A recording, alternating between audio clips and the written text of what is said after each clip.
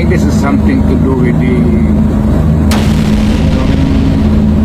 law and order. No? Po ang news, Lexter Hiking TV. Huwag kalimutan mag-click all bell para lagi po tayong updated sa ating mga panibagong video at mag-subscribe na. Magandang hapon sa ating lahat. Ito ang ating Lexter Hiking TV. At nakikita natin sa video ni last update ni PPRD is nandiyan na po siya sa facility or sa detained room, no, sa ICC kung saan or sa HIC, no, kung saan nilagay si Duterte, si President Duterte.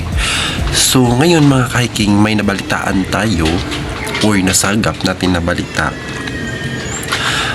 According to De Lima, may sinabi po siya patungkol kay Alan Cayetano. So sabi niya is si Alan Cayetano ay isa daw traitor, no, sa war on drugs.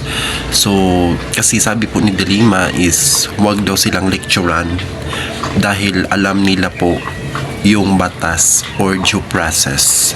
Kasi sabi po ni Alan Cayetano is wala pong jurisdiction or something. Kung dakpin man si Pangulong Duterte is dapat po ay dumaan muna sa Supreme Court, no? So may mga batas talaga, may batas daw, sabi ni Alan Cayetano, bago dalhin or i-turn over. Kasi ang nagawa dito is turn over, no, si Duterte sa ICC.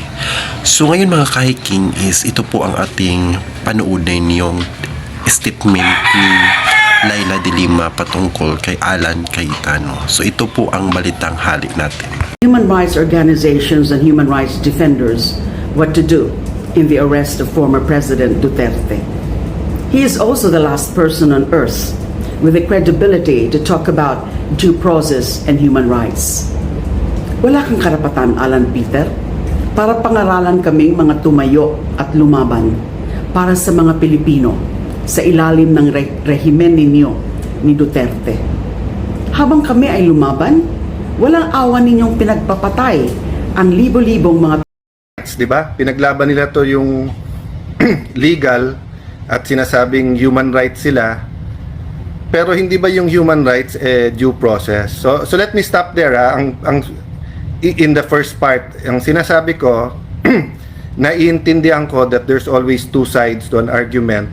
And when you go to court, kung ano man korte yon, quasi-judicial, when you go to a fiscal, when you go to an international court, precisely nga kasi hindi kayo magkasundo.